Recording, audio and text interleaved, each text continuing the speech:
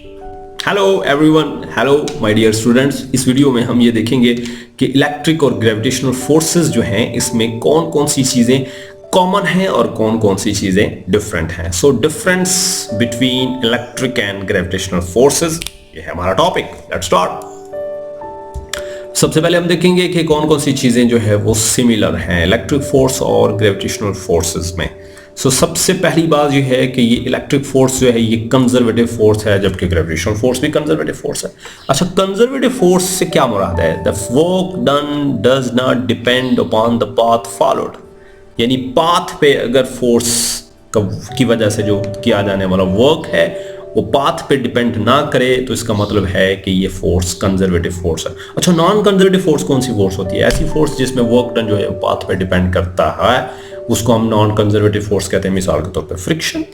अच्छा जी, दूसरी बात, electric force is between 2 point charges. Electric force 2 point charges के दरमियान होती है और इसका फार्मूला है F = K Q1 Q2/r²। इस फार्मूले को क्या कहते हैं भला? Coulomb's law of electrostatic force. इसमें F फोर्स को, K कांस्टेंट को, Q1 Q2 दो चार्जेस और R उनके दरमियान डिस्टेंस को रिप्रेजेंट कर रहा है। अच्छा जी, इसमें K क्या है? कांस्टेंट और इसकी वैल्यू है 9 × 10⁹ Newton metre square coulomb -2।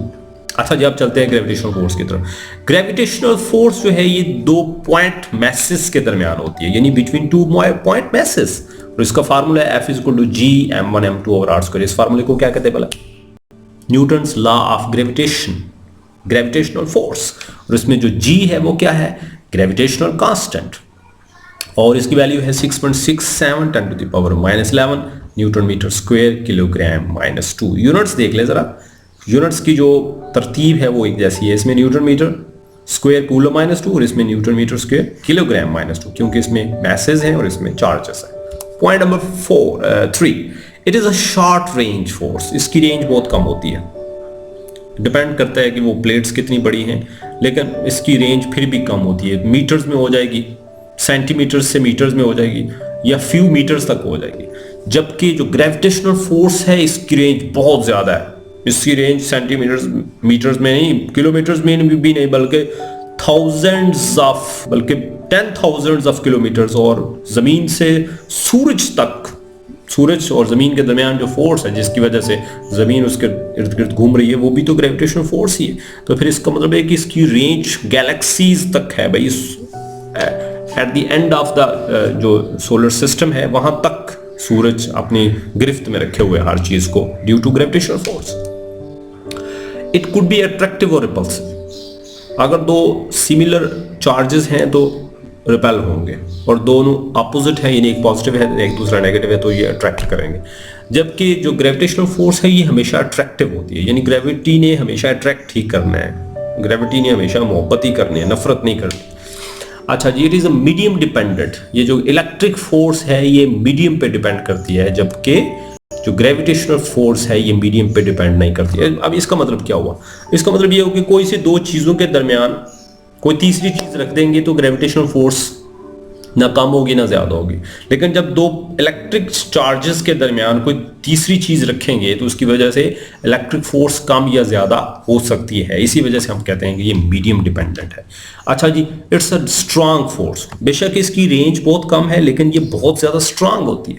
Electric force is a strong force, जबकि जो ग्रेविटेशनल फोर्स है इसकी रेंज तो बहुत ज्यादा है, आसमानों तक फैली हुई है, बल्कि सारे प्लैनेट सोलर सिस्टम के दरमियान जो फोर्स है, जो नेट की शक्ल में सारे सिस्टम को बांधे हुए है, उस फोर्स को हम ग्रेविटेशनल फोर्स कहते हैं। इसकी रेंज तो बहुत ज्यादा लेकिन ये वीक है, मतलब दिखाई नहीं पड़ती। अच्छा, उसके बाद इट कैन बी शील्डेड, यानी इससे शील्ड किया जा सकता है, किसी चीज को इससे महफूज किया जा सकता है, इससे बचाया जा सकता है, इसको रोका जा सकता है। लेकिन जो ग्रेविटेशनल फोर्स है इसको शील्ड नहीं किया जा सकता। आप ऑफिस में हो, आप पहली मंजिल में हो, दूसरे पे हो, आप 10वें फ्लोर पे हो, आपके ऊपर ग्रेविटेशनल फोर्स ने लगने ही लगने।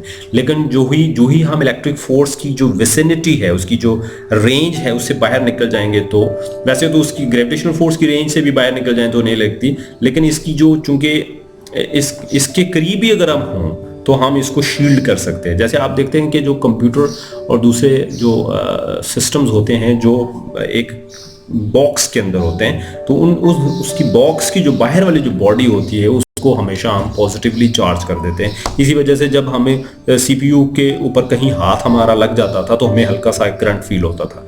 तो वो इस वजह से होता था कि जो सीपीयू की जो बॉडी है, इसी तरह बहुत सारे जो टेलीविजन है उनके, अब तो नहीं लेकिन पहले जो बॉक्स की शक्ल में जो टेलीविजन आते थे उनकी जो बाहर वाली जो बॉडी होती थी वो पॉजिटिवली चार्ज होती थी, इस वजह से कि कोई दूसरा इलेक्ट्रिक फील्ड उस सिस्टम के अंदर जो है वो पेनिट्रेट ना करे और सिस्टम की जो वर्किंग है उसको डिस्टर्ब ना करे।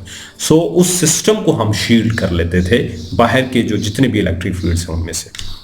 So electric force can be shielded whereas gravitational force cannot be shielded. That's it.